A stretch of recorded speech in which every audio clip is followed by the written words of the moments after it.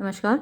आज की वीडियो में हम बात करेंगे साइंस फिक्शन की। इसको space fiction, logical fiction, rational fiction कई नामों से जाना जाता है, लेकिन मेनली इसको साइंस फिक्शन कहते हैं, यानी वैज्ञानिक उपन्यास या वैज्ञानिक कहानियाँ। सबसे पहले इसका मीनिंग देखते हैं। Science fiction is a genre of fiction, यानी साइंस फिक्शन एक विधा है, जॉनरा है फिक्शन का, यानी कहानी लेखन का, उपन्यास लेखन का।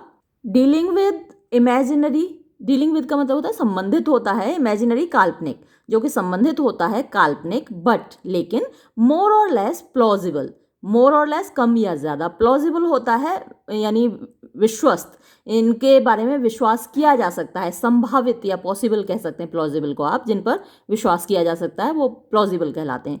तो ये जो उपन्यास या कहानियाँ होती हैं वो कम, थोड़ी बहुत प्लॉजिबल होती हैं, कुछ कम प्लॉजिबल होती हैं, कुछ ज़्यादा प्लॉजिबल यानी ज़्यादा बिलीवेबल आप कह सकते हैं, ऐसी होती हैं। और एट लीस्ट या फिर कम से कम नॉन सुपर नेचुरल, ये सुपर नेचुरल नहीं होती, यानी इनमें कहानियों में भूत प्रेत नहीं होते, और अगर भूत प्रेत होते भी हैं तो वो लॉजिकल होते हैं, यानी वैज्ञानिक होते हैं, वो साइंटिफिक होते हैं, उनका रैशनले होता है उनके पीछे। जैसे कि आप जो देखते हैं, अरे आजकल बहुत फिल्मों में ज़ोंबीज़ दिखाते हैं, तो उनको कोई ऐसी बीमारी लग गई, कोई इन्फेक्शन लग गया तो वो ज़ोंबी बन जाते हैं, तो वो नॉन सुपर नेचुरल हैं।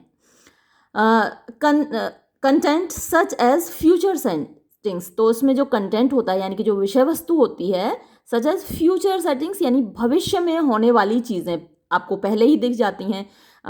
जो चीज़ें अभी अवेलेबल नहीं हैं वो आपको यहाँ दिखेंगी, जिन जो कि फ्यूचर में हो सकती हैं। जैसे कि हम 50 साल पहले सोच नहीं सकते थे कि मोबाइल नाम की कोई चीज़ हो सकती है जिससे हम दूर बैठे व्यक्ति से बात कर सकते हैं। तो अगर 50 साल पहले मोबाइल की बात की जाती तो वो फ्यूचर की बात कहलाती, आज तो प्रेजेंट की बात है। तो ऐसे ही साइंस फिक्शन में क्या होती हैं, फ्यूचर सेटिंग्स होती हैं, भविष्य में कुछ चीज़ें होती हैं, लोग भविष्य में जाके चीज़ों को सही कर देते हैं। अभी कोई मूवी चल रही थी टीवी पर जिसमें कि एक बंदा देखता है कि वो भविष्य में जाके अपने दोस्त को मारेगा, और उसका वो दोस्त बहुत इम्पोर्टेंट है ह्यूमैनिटी के लिए। तो ये बात भविष्य में देखकर वो आज ही अपने आप को मार डालता है, आत्महत्या कर लेता है कि मैं भविष्य में अपने इस मित्र को मारूंगा जो कि ह्यूमैनिटी के लिए बहुत ज़रूरी है, तो वो खुद आत्महत्या कर लेता है आज ही। तो इस तरीके की फ्यूचर सेटिंग्स इन फिक्शन में होती है। Futuristic science and technology, futuristic यानी भविष्य से संबंधित, साइंस विज्ञान होता है, एंड टेक्नोलॉजी यानी कि तकनीक होती है। स्पेस ट्रेवल, अंतरिक्ष की यात्राएं होती हैं, इसमें दिखाई जाती हैं। एलियंस होते हैं, एलियंस की तो आपने बहुत सारी मूवीज़ देखी होंगी, हॉलीवुड में तो बहुत मूवीज़ बनती हैं, हमारे यहाँ बॉलीवुड में भी बनी थी, कोई मिल गया मूवी थी, उसमें एलियन दिखाया गया था। एंड पैरानॉर्मल, पैरानॉर्मल जो कि सामान्य नहीं होते, सामान्य से ऊपर होती हैं चीज़ें, वो पैरानॉर्मल कहलाती हैं। कुछ लोगों के अंदर जो एबिलिटी होती हैं, आपने अभी वो मूवी देखी होगी, इन्फिनिटी वॉर देखी होगी, या फिर द एंड गेम देखी होगी। तो इसमें जो लोग हैं वो सुपर हीरोज़ हैं, उनके अंदर ऐसी एबिलिटीज़ हैं जो जनरली नहीं होती। आप जैसे कैप्टन अमेरिका को देखिए, उसके अंदर जो एबिलिटीज़ हैं वो पैरानॉर्मल हैं, तो पैरानॉर्मल एबिलिटीज़ इनके अंदर होती हैं, काल्पनिक यानी सामान्य से अधिक, इनको आप कह सकते हैं। नॉर्मल तो सामान्य होता है और पैरानॉर्मल सामान्य से अधिक एबिलिटीज़ यानी कि क्षमताएं इनके अंदर होती हैं। Exploring the consequences of scientific innovations is one purpose, exploring माने पता लगाना, द consequences माने परिणाम, ऑफ साइंटिफिक इनोवेशन, साइंटिफिक वैज्ञानिक इनोवेशंस जो आविष्कार हो रहे हैं, नई नई चीज़ें हो रही हैं, उनके आगे चलकर क्या परिणाम हो सकते हैं ये पता लगाना, इस की संभावना देखना, इज़ वन पर्पज़ एक उद्देश्य है ऑफ साइंस फिक्शन, ये वैज्ञानिक उपन्यासों का। Making it a literature of ideas, जिससे मेकिंग इट जो कि इसको बनाता है, अ लिटरेचर ऑफ आइडियाज़ यानी विचारों का साहित्य। तो आप कई बार देखते हैं, क्योंकि ये जो हमारा लिटरेचर है, इंग्लिश लिटरेचर खासकर फिल्मों से बहुत ज़्यादा जुड़ा हुआ है। तो हम जब भी नॉवल की बात करते हैं, फिक्शन की बात करते हैं, तो वो ऑटोमेटिकली हमारी फिल्मों से जुड़ जाती हैं। तो हॉलीवुड की आप फिल्में देखें, उनमें बहुत सारी ऐसी चीज़ें दिखाई गई, जैसे ग्लोबल वार्मिंग पर बेस्ड फिल्म आई थी, जिसमें कि इतना ज़्यादा ग्लोबल वार्मिंग हो जाता है कि सारे ग्लेशियर पिघल जाते हैं और सारी दुनिया के बड़े बड़े शहर यूँ डूबते चले जाते हैं। एक फिल्म में दिखाया जाता है कि इतनी ज़्यादा ठंड हो जाती है कि सब कुछ जमता चला जाता है, और एक लाइब्रेरी में कुछ लोग घुस जाते हैं और वहाँ पर वो लाइब्रेरी की बुक्स जला जला के ज़िंदा रहते हैं। मुझे फिल्मों के नाम याद नहीं रहते, लेकिन वो स्टोरीज़ और वो सीन्स याद रहते हैं। तो आपने भी देखी होंगी ऐसी फिल्में। तो ये सब दिखाता है कि आजकल जो वैज्ञानिक आविष्कार हो रहे हैं, उनका भविष्य में क्या परिणाम हो सकता है। तो ये सब आप अपने आंसर में, यानी एग्जैक्ट वर्ड्स आपको याद नहीं रहते हैं, तो कम से कम ये बातें मेरी याद रहेंगी, उनको आप अपने शब्दों में लिख सकते हैं जब अपना आंसर दें। फिर है थीम। थीम यानी कि विषय वस्तु क्या होती है इन उपन्यासों की। जैसा अभी ऊपर डिस्कस हो ही रहा था, science fiction is largely based, तो जो वैज्ञानिक उपन्यास हैं वो विस्तृत रूप से आधारित होते हैं ऑन राइटिंग रैशनली। रैशनली माने तार्किक रूप से, वैज्ञानिक रूप से। तो इसीलिए मैंने आपको बताया था शुरुआत में कि इसको रैशनल फिक्शन भी कहा जा सकता है। तो बेस्ड ऑन राइटिंग रैशनली, तार्किक रूप से लिखने पर आधारित होते हैं। अबाउट माने बारे में, किसके बारे में? Alternate possible world's. ऑल्टरनेटिव माने वैकल्पिक। एक तो हमारी दुनिया है जिसमें हम रह रहे हैं, इसके अलावा और क्या हमारे पास विकल्प हो सकते हैं, तो वो ऑल्टरनेटिव यानी वैकल्पिक, पॉसिबल माने संभावित, वर्ल्ड्स माने संसार, और फ्यूचर्स या भविष्य। तो भविष्य में क्या चीज़ें संभव हो सकती हैं उनके बारे में रैशनली लिखा जाता है, तार्किक रूप से, जैसा कि दिख रहा है, विज्ञान के आधार पर जो दिख रहा है उनके बारे में लिखा जाता है। इट इज़ सिमिलर टू, ये समान होता है, बट डिफर्स फ्रॉम, लेकिन अलग होता है, फ्रॉम फैंटासी, फैंटासी से यानी कल्पना से, इन दैट, इस बात में, with in the context of the story, with in माने अंदर, द कंटेक्स्ट यानी संदर्भ, ऑफ द स्टोरी कहानी के संदर्भ के अंदर, इट्स इमेजिनरी एलिमेंट्स, इसके काल्पनिक तत्व, आर लार्जली पॉसिबल, वो बहुत ज़्यादा संभव होते हैं, विद इन साइंटिफिकली एस्टेब्लिश्ड, यानी जो वैज्ञानिक रूप से स्थापित और साइंटिफिकली पोस्टुलेटेड या फिर वैज्ञानिक रूप से दिए गए लॉज यानी नियम ऑफ नेचर, प्रकृति के। तो इन चीज़ों में जो दिखाया जाता है, इन कहानियों में जो दिखाया जाता है, वो एक तो फैंटासी होता है, देखने में फैंटासी होता है, काल्पनिक होता है, जैसे कि आपने इन्फिनिटी वॉर और एंड गेम और इन सारी जो जितनी भी सुपर हीरोज़ वाली स्टोरीज़ हैं उनमें देखते हैं, तो देखने में वो फैंटासी लगता है। लेकिन वो फैंटासी से थोड़ा अलग इसलिए है क्योंकि वो वैज्ञानिक नियमों पर आधारित होता है। जैसे कि कैप्टन अमेरिका का अगर आपने फर्स्ट पार्ट देखा हो, जिसमें कि उसको बनाया जाता है, कितना कमज़ोर सा एक लड़का होता है और उसके अंदर बायोलॉजिकली इतने चेंजेस लाए जाते हैं कि वो बहुत ज़्यादा पावरफुल बन जाता है। तो बायोलॉजिकली इम्प्रूवमेंट किया जा सकता है, जीन्स को सुधारा जा सकता है। तो इस लॉजिक पर आधारित है वो फिल्म। तो ये जो चीज़ें हैं इस बात में अलग होती हैं फैंटासी से। फैंटासी का क्या है, कोई लॉजिक नहीं होता, लेकिन साइंस जो फिक्शन है, साइंटिफिक फिक्शन है, उसमें लॉजिक होता है, उसमें रैशनल होता है, उसमें तर्क होता है। फिर हम बात करते हैं सस्पेंशन ऑफ डिसबिलीफ। सस्पेंड किसी को किया जाता है, मतलब कि काम से हटा दिया जाता है ना, तो सस्पेंड किया जाता है। अब सस्पेंशन ऑफ डिसबिलीफ क्या है? डिसबिलीफ होता है अविश्वास, और सस्पेंड माने हटाना। तो अविश्वास को हटा देना, अविश्वास को खूंटी पे टांग देना, अलग रख देना, अलमारी में बंद करके रख देना।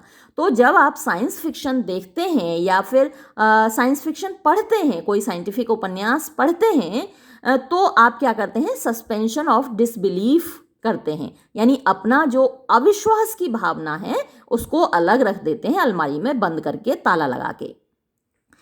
The settings for science fiction, जो सेटिंग होती हैं वैज्ञानिक उपन्यासों की, आर ऑफन कॉन्ट्रेरी, वो अक्सर कॉन्ट्रेरी माने विरुद्ध होती हैं, विपरीत होती हैं, टू नोन रियलिटी। नोन माने ज्ञात, रियलिटी मीन्स वास्तविकता। तो जो ज्ञात वास्तविकता है, जिसको हम जानते हैं, नोन रियलिटी वो है जिसको हम जानते हैं। लेकिन साइंस फिक्शन क्या होता है? उसके बिल्कुल कॉन्ट्रेरी होता है, उसके बिल्कुल अपोजिट होता है। बट लेकिन ज़्यादातर साइंस फिक्शन वैज्ञानिक उपन्यास relies on a considerable degree of suspension of disbelief. Relies माने निर्भर होता है, ऑन अ कंसिडरेबल डिग्री यानी पर्याप्त मात्रा में, ऑफ सस्पेंशन ऑफ डिसबिलीफ यानी अविश्वास को दूर रखने के, विच इज़ फैसिलिटेटेड यानी जो कि बनाया जाता है, क्रिएट किया जाता है, इन द रीडर्स माइंड पाठक के दिमाग में, पढ़ने वाले के दिमाग में, bye potential scientific explanations. Potential means संभावित, साइंटिफिक वैज्ञानिक, एक्सप्लेनेशन मीन्स व्याख्याओं के द्वारा। तो संभावित वैज्ञानिक व्याख्याओं के द्वारा रीडर के माइंड में उसको क्रिएट किया जाता है, किसको? सस्पेंशन ऑफ डिसबिलीफ को। और solutions to various fictional elements, और सॉल्यूशंस या फिर जो सॉल्यूशन को हल भी बोलते हैं, टू वेरियस यानी विविध, फिक्शनल यानी कि काल्पनिक या कहानियों से संबंधित, एलिमेंट्स माने तत्व। द मेन एलिमेंट्स मुख्य तत्व ऑफ साइंस फिक्शन यानी वैज्ञानिक उपन्यास के हैं एज फॉलोज, जैसे कि नीचे दिए गए हैं। तो ज़्यादातर जो वैज्ञानिक उपन्यास हैं उनमें क्या क्या चीज़ें होती हैं वो आप यहाँ देखेंगे। सबसे पहला अ टाइम सेटिंग, एक समय की जो सेटिंग होती है इन द फ्यूचर, वो भविष्य में होती है। इन अल्टरनेटिव टाइमलाइंस, अल्टरनेटिव यानी वैकल्पिक, टाइमलाइंस जो समय की रेखा है, तो काल्पनिक और वैकल्पिक समय रेखा में इनकी सेटिंग होती है। और इन अ हिस्टोरिकल पास्ट, या फिर कभी कभी एक ऐतिहासिक अतीत में भी होती है, दैट कॉन्ट्राडिक्ट्स, जो कि विपरीत होता है, नोन फैक्ट्स, ज्ञात तथ्यों के, ऑफ हिस्ट्री, विज्ञान के, और द आर्कियोलॉजिकल रिकॉर्ड, या फिर जो आर्कियोलॉजिकल यानी पुरातात्विक रिकॉर्ड्स हैं उनके विपरीत होता है। जैसे कि ममीज़, मिस्र की मम्मियों के बारे में तो आपने देखा ही है, जाना ही है, जानते हैं कि मिस्र में किस तरीके से मम्मी बनाई जाती थी। लेकिन उन ममीज़ पर आधारित जो फिल्म बनी है, मम्मी आपने देखी होगी, उस पर 2-3 फिल्में बनी हैं, मम्मी, फिर मम्मी रिटर्न्स नाम से फिल्म बनी है। कई अलग फिल्मों में भी ममीज़ दिखाई गई हैं जो कि ज़िंदा हो जाती हैं और फिर क्या हैवॉक एकदम क्रिएट करती हैं, कितना एकदम भयानक मंजर होता है मम्मी फिल्म, अगर आपने देखी हो। तो ये क्या है, हिस्ट्री को कल्पना से जोड़ दिया है ना, हिस्टोरिकल पास्ट उसमें दिखाया गया कि हाँ मम्मी बनाई गई थी, वो हम भी जानते हैं। लेकिन यहाँ मम्मी फिल्म में जो दिखाया गया है वो कॉन्ट्राडिक्टरी है टू नोन फैक्ट्स। कोई मम्मी कभी जिंदा तो हुई नहीं जैसा कि उसमें दिखाया गया है फिल्म में। तो हिस्ट्री के जो नोन फैक्ट्स हैं उनसे कॉन्ट्राडिक्ट करता है, ये विपरीत होता है। फिर दूसरा फैक्ट देखिए, ए स्पेशियल सेटिंग और सीन्स इन आउटर स्पेस। तो जो सेटिंग होती है स्पेस में होती है, या फिर जो सीन्स होते हैं, दृश्य होते हैं, आउटर स्पेस में होते हैं, अंतरिक्ष में होते हैं। आपने देखा होगा इन्हीं फिल्मों में जिनमें कि मैं अक्सर आपको एग्जांपल दे रही हूँ, इन्फिनिटी वॉर और द एंड गेम के। तो स्पेस में पूरा सेट है, दूसरी अदर गैलेक्सीज में वो सेट है, थैनोस है वो कहाँ दूसरी गैलेक्सी का रहने वाला है, कहीं दूसरे ग्रहों के प्लैनेट्स के वो लोग रहने वाले हैं। तो ये साइंस फिक्शन में आउटर स्पेस में यानी जो बाहरी अंतरिक्ष है वहाँ के दृश्य दिखाए जाते हैं। फॉर एग्जाम्पल स्पेस फ्लाइट यानी जो अंतरिक्ष की उड़ान है वो दिखाई जाती हैं। ऑन अदर वर्ल्ड्स यानी दूसरी दुनिया में दिखाई जाती है। और ऑन सबटरेनियन अर्थ, या फिर सबटरेनियन क्या होता है, जो धरती के अंदर, अंडरग्राउंड, धरती के अंदर के दृश्य भी इसमें दिखाए जाते हैं कि धरती के अंदर भी ये कुछ हो सकता है, एक दुनिया हो सकती है। तो इस तरीके की कल्पना दिखाई जाती है। फिर है तीसरा, कैरेक्टर्स, इसमें पात्र होते हैं, इसमें लोग होते हैं, दैट इंक्लूड, जिनमें शामिल होते हैं एलियंस। तो एलियंस तो आपने देखे ही हैं बहुत सारी फिल्मों में। म्यूटेंट्स होते हैं। म्यूटेंट क्या होता है, जो अपना रूप बदल लेते हैं। लोगों में कुछ ऐसी कमियां हो जाती हैं, कोई हार्मोन की कमी से, जैसे कि आप हल्क को देखते हैं, हल्क के अंदर एक कमी है, वो म्यूटेंट ही तो है। जब उसके अंदर एकदम से गुस्सा आता है उसे, और एकदम ग्रीन कलर का वो मॉन्स्टर जैसा बन जाता है, अच्छा खासा इंसान है, लेकिन जब उसको बहुत गुस्सा आता है तो वो एकदम से हल्क बन जाता है, तो वो म्यूटेंट है, यानी विकृति आप कह सकते हैं। एंड्रॉयड्स भी ये क्या रोबोट्स होते हैं जो कि ह्यूमंस जैसे दिखते हैं, तो एंड्रॉयड्स भी आप फिल्मों में देखते हैं। और ह्यूमैनॉइड रोबोट्स, ह्यूमैनॉइड मीन्स इंसान के जैसे रोबोट्स, ये फिल्मों में अक्सर दिखाए जाते हैं। इसमें इन्फिनिटी वॉर एंड गेम में इनमें भी एक फीमेल कैरेक्टर थी जो कि रोबोट थी। फिर टेक्नोलॉजी दैट इज़ फ्यूचरिस्टिक, और इसमें तकनीक जो दिखाई जाती है दैट इज़ फ्यूचरिस्टिक, यानी कि जो भविष्य में हो सकती है, अभी तो नहीं है लेकिन भविष्य में होने की पूरी संभावनाएं हैं। जैसा कि विज्ञान विकास कर रहा है दिन ब दिन, उस विज्ञान के विकास के आधार पर ये प्रेडिक्ट किया जा सकता है कि भविष्य में ये सब चीज़ें होंगी। फॉर एग्जाम्पल रे गन्स, यानी किरणों से चलने वाली गन्स हैं जो कि आदमी को मार देती हैं। लेज़र गन्स तो अभी भी हैं, उनसे इंसान मर जाता है। फिर है टेलीपोर्टेशन। ये टेलीपोर्टेशन मशीन्स हैं, तो ऐसी मशीनें हैं जो कि इंसान को दूसरी दुनिया में ले जाती हैं। ये जैसे एवेटार फिल्म थी, अवतार नाम से हिंदी में आई थी, और आपने देखी भी होगी। ये मूवी ऑफ द मिलेनियम का अवार्ड इसको मिला था, अवतार फिल्म को। तो उसमें दूसरी दुनिया में इंसान पहुंच जाता है, मतलब बॉडी यहीं है और आत्मा दूसरी दुनिया में पहुंच जाती है, और दूसरी दुनिया में बहुत सारे काम करके आ जाते हैं। तो ये टेलीपोर्टेशन मशीन्स हैं जो कि अभी तो नहीं है, लेकिन हो सकता है कभी भविष्य में ऐसा बन जाए। ह्यूमैनॉइड कंप्यूटर्स, यानी इंसान के जैसे कंप्यूटर, आपने जैसे उसमें था टर्मिनेटर में देखे होंगे, टर्मिनेटर के कई पार्ट्स आए हैं, तो उसमें जो कंप्यूटर हैं वो इंसान के जैसे हैं, वो इंसानों से लड़ते हैं, इंसानों की तरह सोचते हैं, तो ये ह्यूमैनॉइड कंप्यूटर्स इसमें दिखाए जाते हैं। इन फिल्मों के ज़रूर आप रेफरेंसेस दे सकते हैं जब आप अपना आंसर लिखें, देखते तो रहते ही होंगे, तो उनको यूज़ किया कीजिए। फिल्मों की अपनी जो नॉलेज है उसको आप अपने लिटरेचर में ज़रूर यूज़ कीजिए, क्योंकि फिल्में और लिटरेचर आपस में कनेक्टेड हैं। फिर है साइंटिफिक प्रिंसिपल्स, यानी वैज्ञानिक सिद्धांत दैट आर न्यू, जो कि नए हैं, और या फिर दैट कॉन्ट्राडिक्ट, जो कि विपरीत हैं, नोन लॉज, ज्ञात नियमों के, ऑफ नेचर, प्रकृति के। फॉर एग्जाम्पल, उदाहरण के लिए टाइम ट्रेवल, यानी समय में यात्रा करना। समय में यात्रा करना मतलब कि भूतकाल में यात्रा करना या भविष्य में यात्रा करना।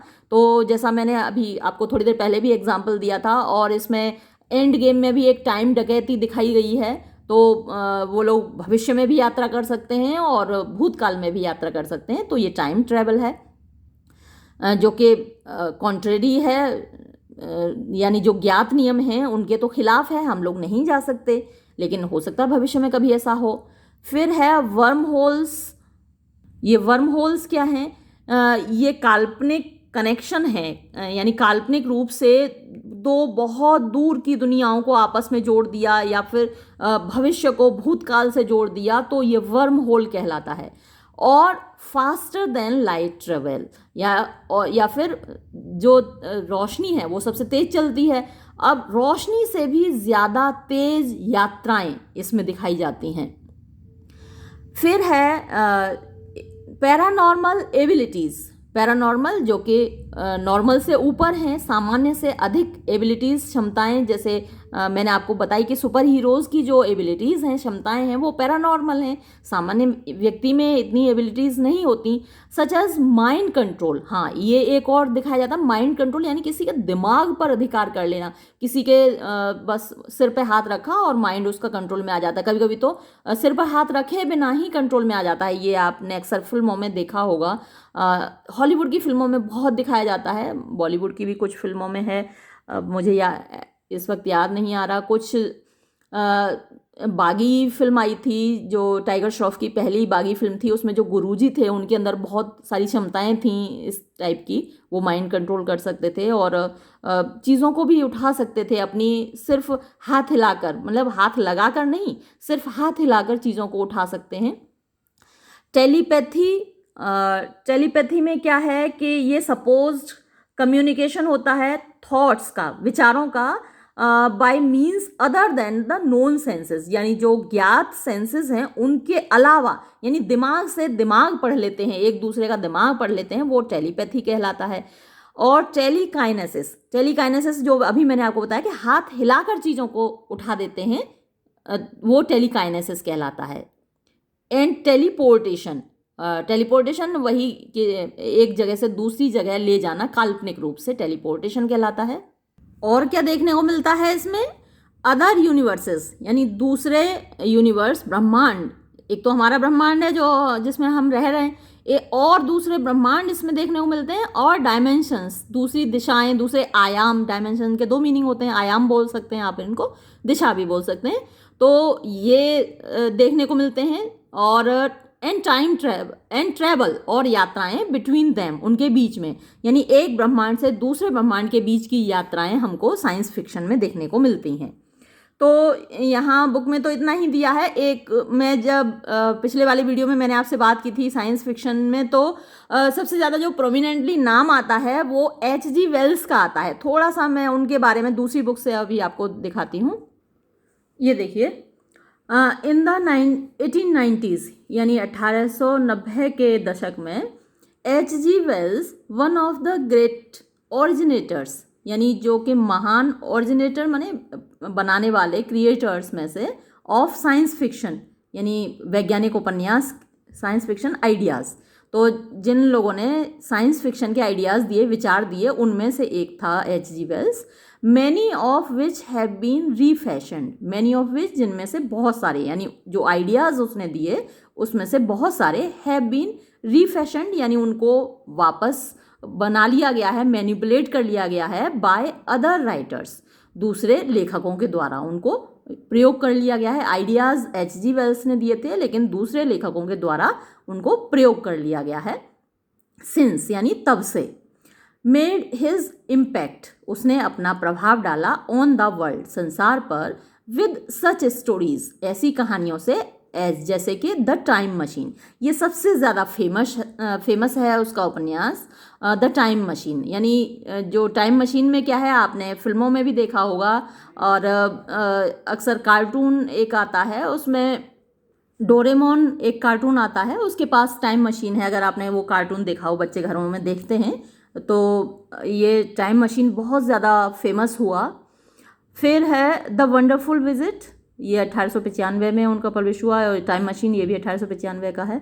The island of mister Moreau, ये 1896 का है। The war of the worlds, ये भी बहुत फेमस है उनका उपन्यास, ये 1898। अक्सर इनके नाम पूछ लिए जाते हैं कि किसने लिखे हैं ये उपन्यास, तो इनके नाम याद रखिए, titles. And the first man in the moon, और चंद्रमा में पहले आदमी, ये 1901 में पब्लिश हुआ। Wales was prophetic, H.G. Wales जो था वो प्रॉफिटिक, यानी कि एक तरीके से भविष्य देखने वाला व्यक्ति था, जैसे कि उसने भविष्य देख लिया था। एंड शोड द वे, और उसने रास्ता दिखाया, टू मैनी पॉसिबिलिटीज़, बहुत सारी संभावनाओं का, इन SF, यानी कि साइंस फिक्शन में।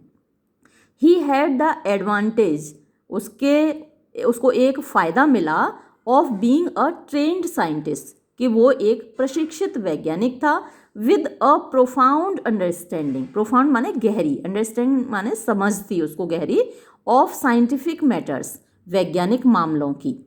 ही प्रोफेसीड, उसने भविष्यवाणी की थी, द एटम बम की भविष्यवाणी की थी उसने। एंड लिव्ड, और वो जीवित रहा, टू सी, देखने के लिए, इट, इसको, यानी एटम बम को, अ रियलिटी, एक वास्तविकता के रूप में। तो उसने तब तक एटम बम बना नहीं था, लेकिन उसने पहले ही एटम बम की भविष्यवाणी कर दी थी कि एक ऐसा बम बनेगा और वो इतना विनाशकारी होगा, और उसने अपनी लाइफ में इस चीज़ को देख भी लिया।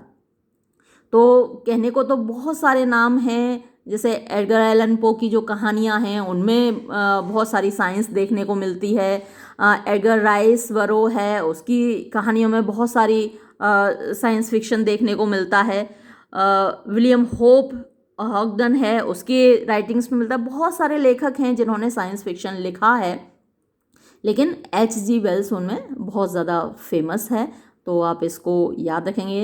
एक किताब मैरी शेली ने लिखी थी, द लास्ट मैन, और ये भी जितने यूटोपियन है ना, जैसे सर टॉमस मूर का यूटोपिया है जिसके बारे में हम पहले भी बात कर चुके हैं, उस पर मैं अलग से एक वीडियो बनाऊंगी यूटोपियन और डिस्टोपियन नॉवल पर। तो जो यूटोपिया होता है यानी कि एक ऐसी दुनिया जहाँ सब कुछ अच्छा होता है, सब कुछ बड़ा बढ़िया होता है, यानी अच्छे के साथ अच्छा होता है, बुरे के साथ बुरा होता है, तो वो यूटोपिया कहलाता है, जहाँ सब अच्छा होता है। और एक डिस्टोपिया होता है जहाँ बड़ा हॉरिबल होता है, वो भी काल्पनिक दुनिया होती है लेकिन वो बड़ी भयानक होती है, जहाँ कुछ भी अच्छा नहीं होता। तो ये भी साइंटिफिक दुनियाएं हैं, ये भी साइंटिफिक नॉवेल्स में ही शामिल होते हैं, यूटोपियन और डिस्टोपियन नॉवेल्स। तो उन पे एक अलग से वीडियो होगा, लेकिन वो इसमें शामिल होते हैं, ये बात आप याद रखिएगा। तो ये वीडियो मैं यहीं समाप्त करती हूँ। धन्यवाद।